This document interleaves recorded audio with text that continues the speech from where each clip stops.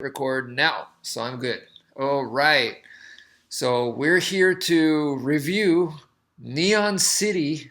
All right, Vampire. It's good to see you. Video Sensei here. Neon Yes. City, man. Yes. Okay, so Neon City is what? Is the 90s? 91. 91. Yeah, another Okay. 91. Yeah, coincidental. Okay. This Yeah. is Michael Ironside. I'm assuming this is before he did Highlander 2, or is this Yes, after? it's right before. Highlander 2 is 92, I think. So, yeah. Okay. Yeah, Yeah, because right before. he's the main character here, and then he lands main villain in Highlander 2, and then Yeah. he's in Total Recall, right? So, Yeah. So, wait, Total Recall, is that 1989 or is that 1990? So, oh, I don't I think know. Total Recall is right a little bit before. So because they were already like talking about mutants and stuff, like it was all normal, and it harkened back to that scene of Total Recall when they're in the mutant alley or the mutant zone there Yes. on Mars. So Yes. I got a little bit of the vibe there, and I think Sharon Stone came out in Total Recall, so that might have been 89, Right. She did. 90. Yeah. Arnold's period was definitely mid to late 80s where he was really strong with his movies, and Total Recall is one of the last ones. So either way, Michael Ironside's career at this time is Skyrocket. skyrocketing. So He's got, the main lead, the hero or anti-hero in a way, I think, an anti-hero in a way, anti-hero because yeah. he doesn't want the job. He's a tough guy. He's like, leave me alone. He's a ex-ranger. Yeah, right now he's a bounty hunter. Ex-ranger turned bounty hunter. Yeah. Okay, and this is a post-apocalyptic world. Totally. Oh man, I loved it. And it starts off right away in this messed up world, and he captures, or he helps fight, and then ends up capturing Vanity. Yeah, it's right at the beginning. So Vanity is right there, and she's got a red star on her hand, I think, and so that might be. They expose it later in the movie. They talk about what the red star means, but man, like right from the start, dude, like sharpshooter. He's the guy that's shooting everybody. Okay. But he doesn't shoot the cook lady. Like the bad guys kill the cook lady. Right. He kills the bad guys. Yeah. He's for sure killing the bad guys, and then so he gets her Vanity, and he's like, "I'm gonna turn you in," right? Yeah. And he knocks her out too. Like, that's right. He knocks her. Not nice. Oh man, I love it. Dude. This post-apocalyptic world is hostile, so they're wearing a lot of like layers of clothing they got breathers, too. to protect themselves because this world is really bad. And then dude, it is bad. It is bad. Bright. Yeah. The which is the sunlight. It'll melt everything. They call it the bright. And then they've got something else. Acid rain. Was it? The Xander, I think is what they call it, the acid rain, like the gas that you breathe in. And then I guess it's pretty much that's it. Like those are the two bad things. It's really hostile, and the earth is really messed up. But other than that, it's pretty barren. It looks almost desert-like. And then he takes her into the city to try to collect, right? Yeah. And that's where you find out that he's an ex-ranger, and he's kind of has a like not a rivalry, but a grudge because of the son, right? The other guy's son gets killed or something. Yes. Under his command, is that what happened? I think his son. His son gets killed. Got killed. Under that guy's command. All right. So or something like that. Yeah. I might be hazy there, but somehow the other guy, and I forget his name, but the other guy is the dude. Like, hang on, let me look and see if I gotta get this. But okay. The other guy is the guy that he like persecuted him or something. Like he obsessed over it. I think for years. Like so, Jenkins. I think Jenkins is the name of the guy. Hang on. Okay. Yeah. Yeah. Hello, Dad. Hi, Dad. How's it going? So this is just still the beginning. Oh, okay. Is everything all right? Hang on.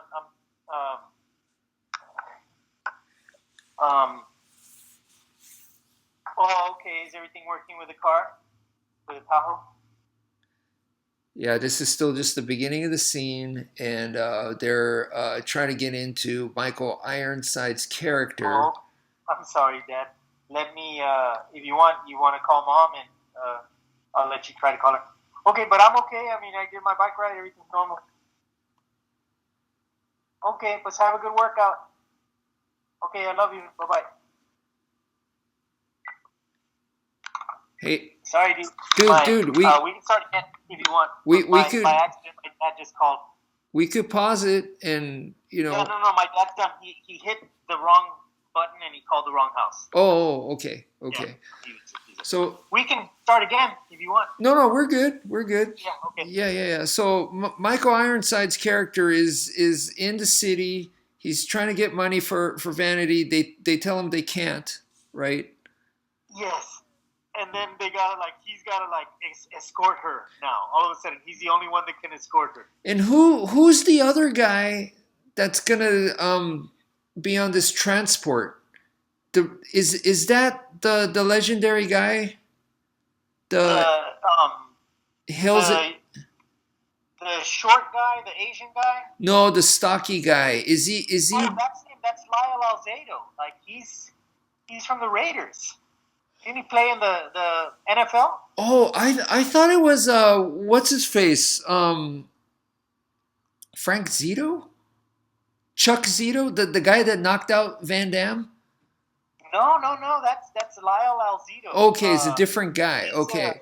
If you remember, he starred in a movie called Caveman with Ringo Starr. Yeah, who was he in Caveman?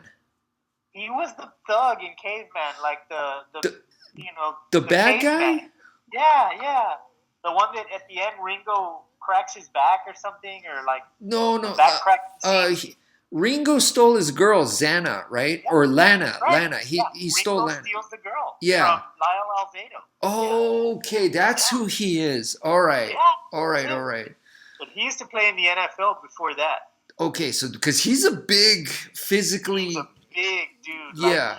He looks like a Frankenstein monster compared to everybody in this movie. Okay, so this guy and what's Michael Ironside? They're both kind of like in charge for this transport that's going to go through this like extremely hostile area to Neon City. It's an awesome transport. Like it's like an awesome 4x4 vehicle, like with I guess living conditions in the back. I like the way it looks like. Yes, it looks awesome, but it also looks like it was put together there.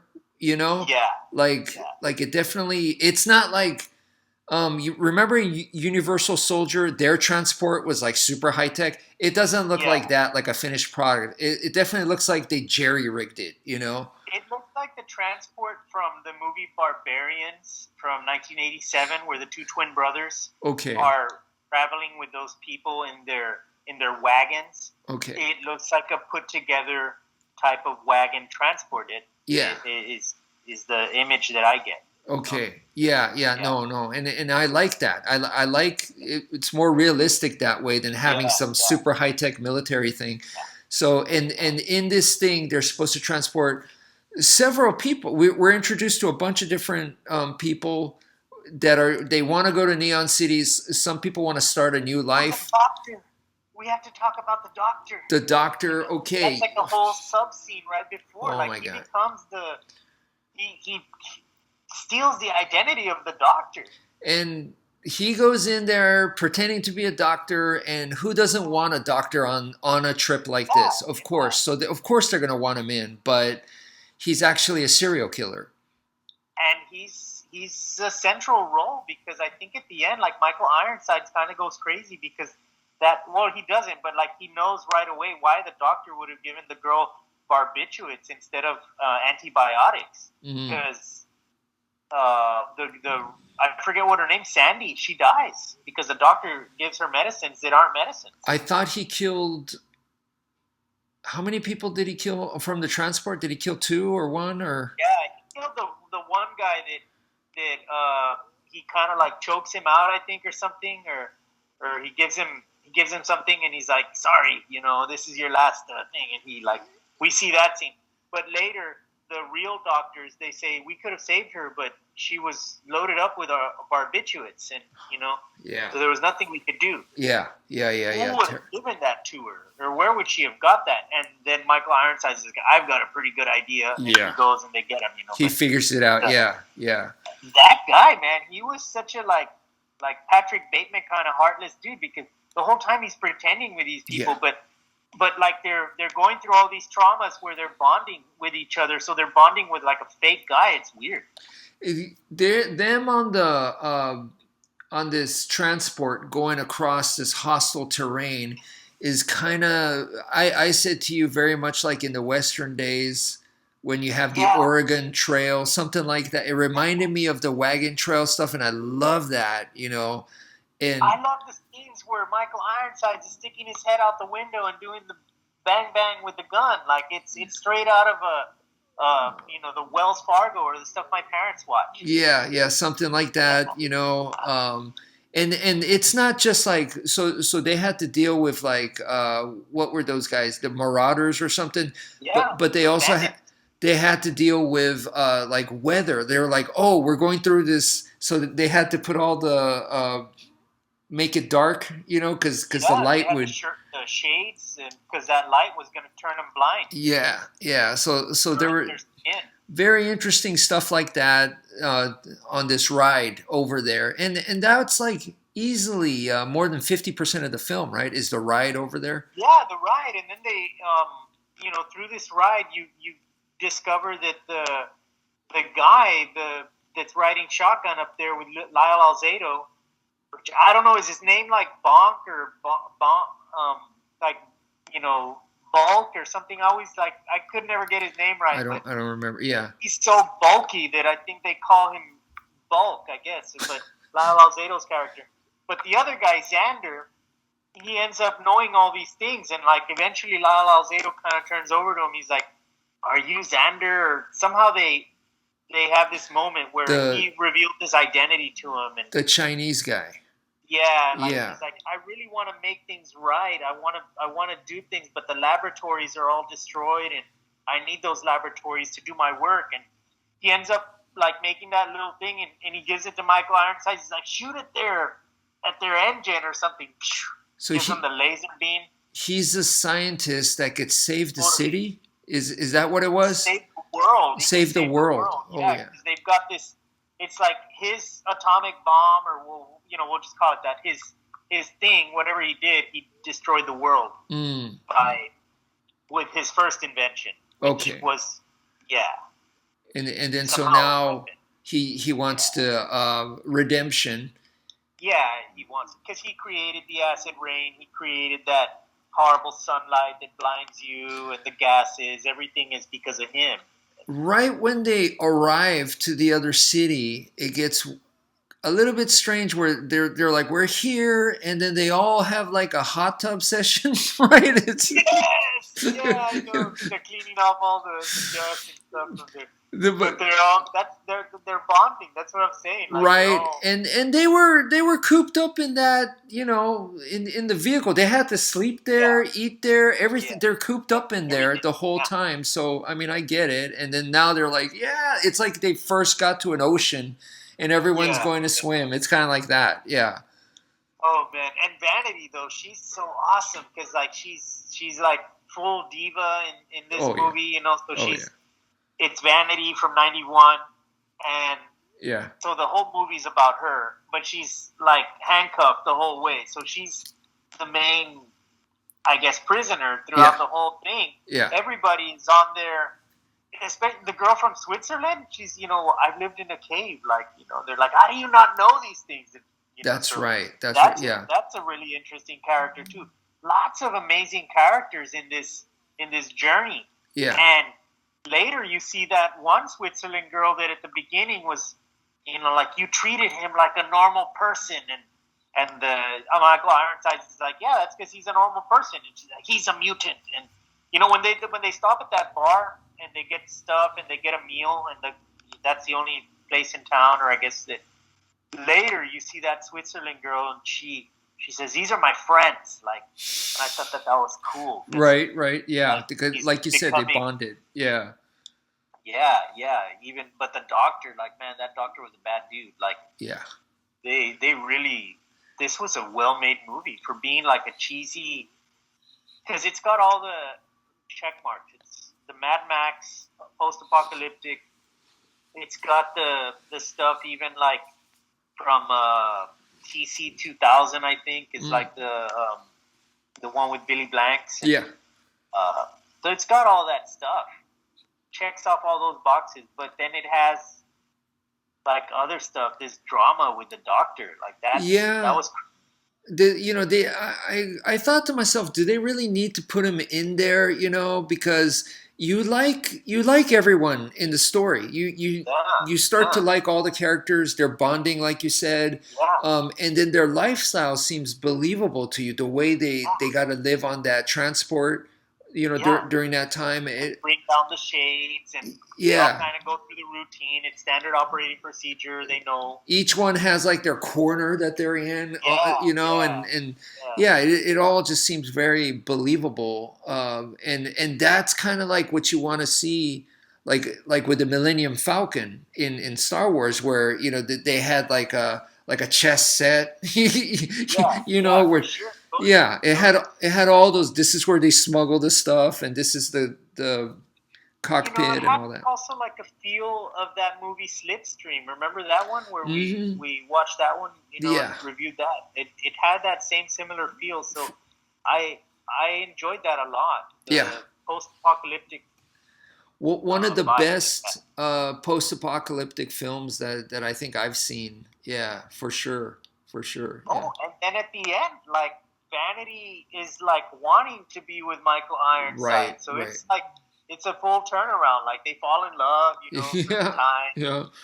Because the doctor comes on to her. I thought that was another weird thing. Like, not weird, but it's well written into the movie. You see the mentality of the sociopath, the doctor. Like, he's not a normal human being. He's the actual villain in this movie. Yeah. He's the one that's hurting everyone. It's not Jenkins. No. It's not Mike Ironside. No. It's not the son or Xander. Xander, the villain that everyone identifies as the villain. Right. The real villain is that doctor guy. Yeah. And it's telling a story about how these like people that are maybe they're normal people, but they're objectified. Like the doctor was living in the slums, and like it's like a doctor that came to him, but he was already a drug addict. The doctor was, well, not the real doctor, but the criminal guy was a drug addict, and the doctor was selling him these drugs, and he's like, "This is the last time." He's like, "Last time," and he puts on the glasses. He's like, "Doctor." Like, yeah, he definitely was the snake in the grass. Yeah, for sure. Or like nobody knew he was a snake. Right. Just like in a zombie flick, when the people are all, they're cooped up and they're defending against the zombies out there, and they're all safe on the inside, and they're starting to bond. One of them's bitten. One of them's gonna backstab. It's that guy. So in that sense, it's very similar to a zombie flick. Yeah. So it has elements of that for sure. But anyway, I liked it. I mean, it had Vanity in it, of course, so that was cool. Like that was the draw. Yeah. And so you're watching it, and you're like, whoa. There's a Tom Petty music video where it's an old one from when I was a kid, and he's like in the future world, and like he takes all the plastic things off the instruments, and it's all like a dusty. They all show up in these weird futuristic Mad Max motorcycles, and so I forget what it's. You Got Lucky maybe is the name of the song. Okay, I gotta look it up. It's an awesome music video where he pulls off all the. Looks like they haven't been there into that building for 30 years, and everything's dusty. They're out in the middle of the desert. That's what this made me feel like. Nice. This movie has that vibe, and I love that vibe from since I was a kid watching that Tom Petty music video and thinking, I want to grow up into that world. And, of course, that's why I think we fall in love with these post-apocalyptic movies. Because Road Warrior, Mad Max, that's right up my alley. Fist of the North Star. So when I Right. watched Neon City, I was like, yes, yes, you That did is it right. good. Like Michael Ironsides is just so perfect in this movie. Mm-hmm. Absolutely, absolutely. Yeah. So anyway, I guess 2 thumbs up from both of us. Oh, dude, for sure, man. Yeah, Definitely watch it. It's not cheesy by any means. It has a really well thought out it's script. solid. Yep, Yeah, yep, yep. solid, man. So Taking it back to the 1991 Neon City. yeah. All right, Wmpyr. Thanks a lot, man. All right. Thank you. Thank you for having me. All right. Later on.